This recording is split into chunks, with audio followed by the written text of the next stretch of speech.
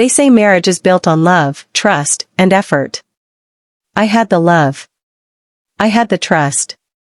But lately, I felt like I needed to show more effort, real effort. Mark, my husband of 7 years, had a passion that didn't involve me, golf. It wasn't just a hobby for him, it was sacred. Golf calmed him, gave him focus, made him light up in a way that even our anniversary dinners hadn't in recent years. Every Saturday morning, he'd rise before the sun, polish his clubs with almost religious reverence, and head off to the course with the same contented smile he wore on our wedding day. "Someday, I hope you'll play with me," he'd say half-jokingly after every game, brushing a hand across my cheek, always smelling of sunblock and fairways. It would mean the world. I always laughed it off. I was terrible at sports. Clumsy. Competitive in the wrong ways. The idea of swinging a club and chasing a little white ball around for hours? Not exactly my idea of a romantic weekend. But then, 3 months before his birthday, something shifted. Maybe it was how distant he'd been lately. Maybe it was guilt that I hadn't taken more interest in the things he loved. Or maybe I just really missed us. So, I made a decision. I was going to learn golf. Secretly. And on his birthday, I'd show him what I'd been working on. It sounded easier in theory.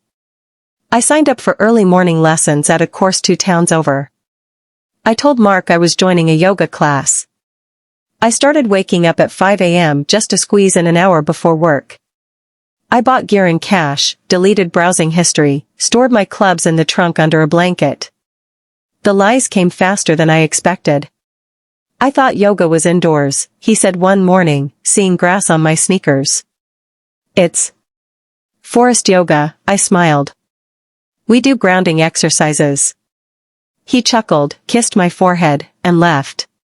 I hated lying.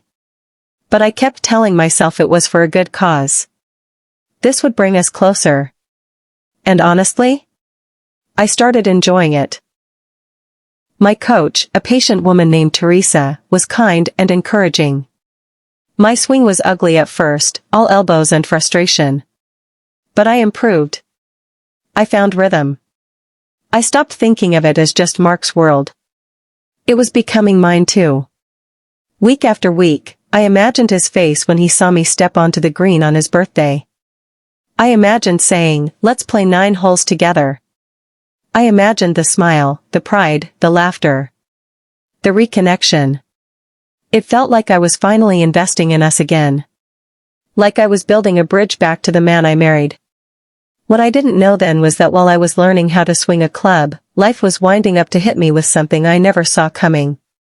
And it wouldn't be on the golf course.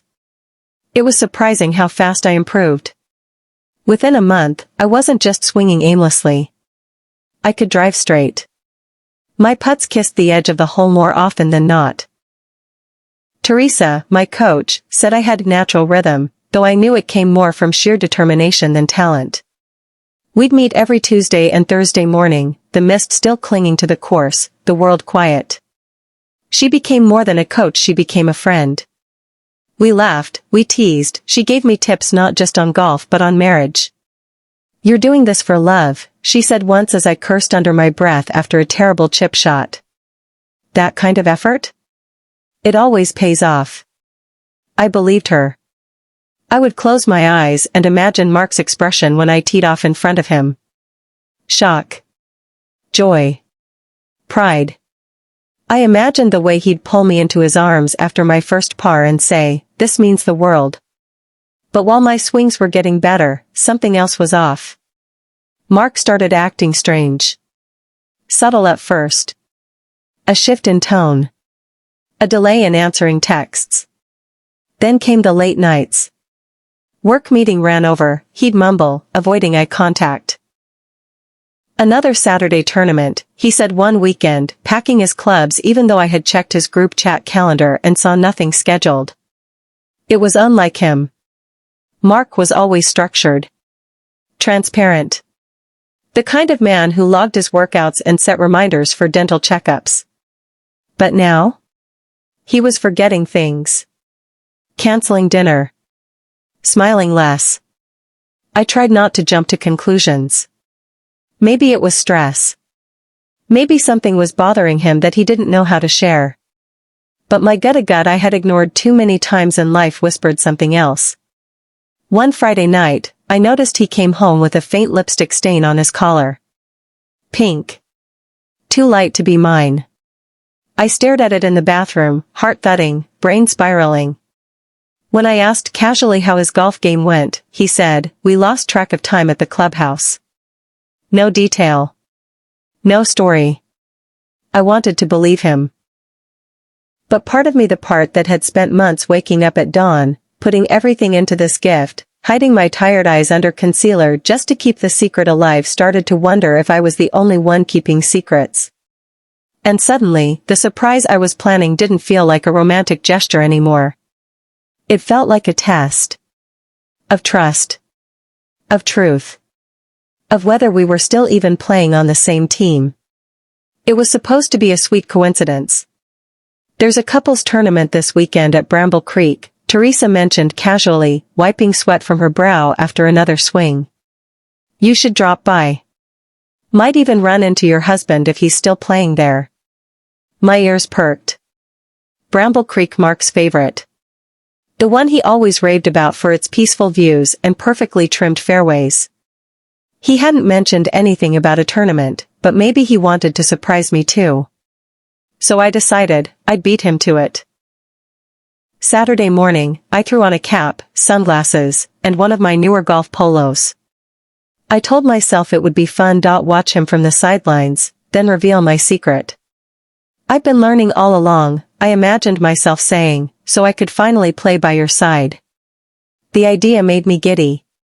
Nervous. Hopeful. But nothing prepared me for what I saw. I arrived early, heart pounding with excitement. The course was already buzzing, golf carts humming, soft chatter in the air. I scanned the crowd until I spotted him near the 7th hole. Mark. He looked good, relaxed, confident, wearing the blue cap I had bought for his birthday 2 years ago. But my smile froze the moment I saw her. She was with him. Tall, elegant, long curly hair bouncing as she laughed at something he said. Her hand lingered a second too long on his arm as he adjusted his grip on the club. When she leaned in to whisper, he didn't flinch. They weren't just playing golf. They were sharing something else. Something intimate. Something I had once owned. My feet rooted to the ground. The wind picked up slightly, and I instinctively pulled my cap lower over my eyes, praying they wouldn't see me. But I saw everything. How she handed him a towel. How he smiled at her the way he used to smile at me.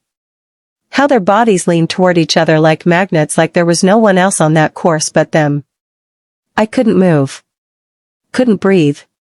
Couldn't believe the man I had spent months surprising had been surprising me, too, just not the way I'd hoped. My hands clenched into fists, nails digging into my palms. This wasn't a glitch. It was a warning. And suddenly, all the early mornings, all the excitement, all the love I had poured into this surprise, it felt like a cruel joke.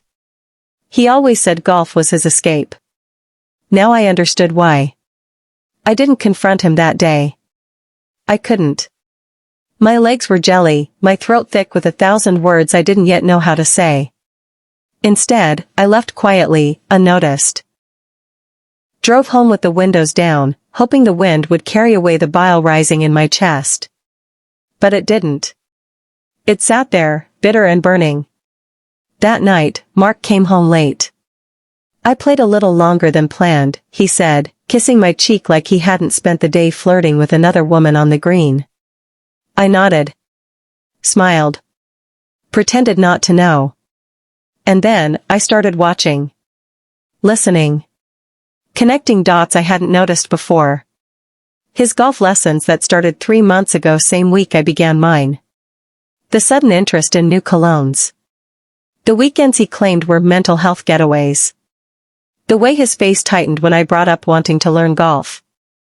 "It's your thing," I had said. "It'd be fun to play together someday." His response? A flat, uninterested shrug. "It's not really a beginner sport, babe. I thought he was trying to protect his peace. Now I realized he was protecting a lie. Over the next few weeks, I returned to Bramble Creek alone, quiet, observant. I saw her again. Not just once. Often. Always with him. Sometimes just them. Sometimes in groups. But always too close. Her name was Sienna. I learned that from the receptionist when I accidentally overheard a phone call. Younger. Confident. The type of woman who looked like she belonged on magazine covers for elite golfers' retreats. She was everything I had tried to become without ever being invited. The realization struck like a golf ball to the gut. Mark didn't want me to learn golf. He didn't want me in his world. Because I wasn't her. Every lesson I'd taken. Every early morning. Every sore muscle. I had done it all to get closer to a man who had already begun pushing me away. And he never even flinched. He played 2 lives as easily as he played 18 holes. And now, I knew. I just didn't know what I was going to do with it. Yet. His birthday was on a Saturday. Sunny, crisp air, the kind of day golf lovers dreamed about. I wore the dress he once said made me look like I belonged on a luxury resort ad. My hair braided into a neat bun. Calm. Graceful. Unshaken on the outside. Inside? A storm waited on its final hole. Happy birthday, babe, I smiled, handing him a card with a golf tee clipped inside. We have a 10 a.m. tea time at Willow Ridge. My treat. He blinked. Willow Ridge? That's the fancy one. I know. Come on. It'll be fun. He laughed confused, hesitant. Wait, you're coming to watch me play? No, I said, tossing him a wink. I'm playing with you. He froze. I could see the calculations behind his smile. A flicker of unease before he masked it. Since when do you? I'd been learning. 4 months. I shrugged, grabbing my glove from the car. Thought it would mean the world to you. He swallowed hard. Wow. That's amazing. We started off the day like 2 people in a fairy tale if fairy tales included betrayal and performative breakfasts. Hole by hole, I matched his swings. Clean. Precise.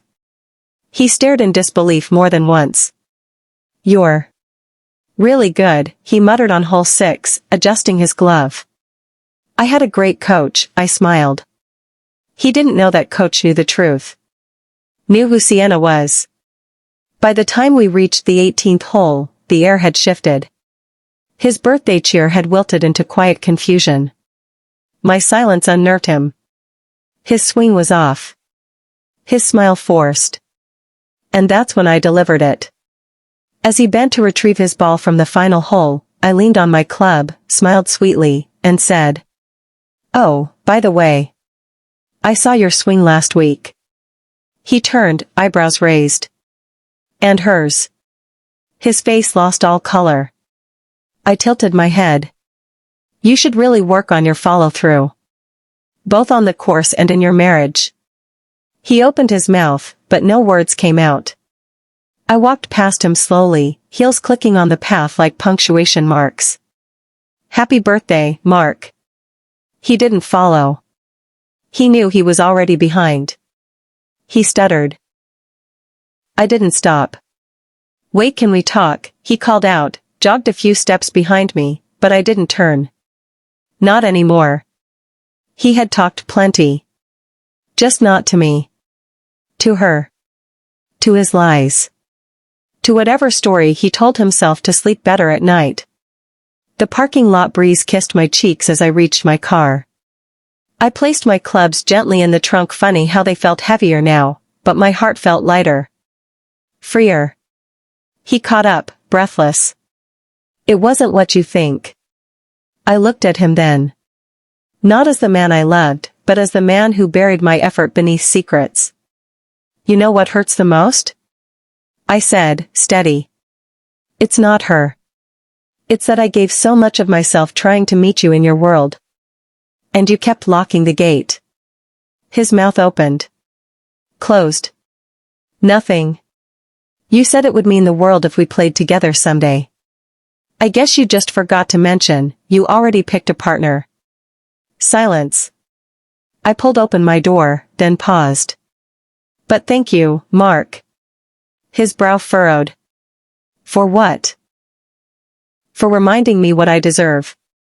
I didn't just learn golf. I learned grace. Patience. Focus. And clarity. I smiled not out of revenge, but out of release. You see, today wasn't just your birthday. It was my freedom day. He reached for my hand, but I had already stepped back. I closed the door, started the engine, and rolled down the window one last time. Good game, Mark. But I win this one. And I drove off, not to escape but to begin. Because sometimes the most powerful swing is the one that walks away.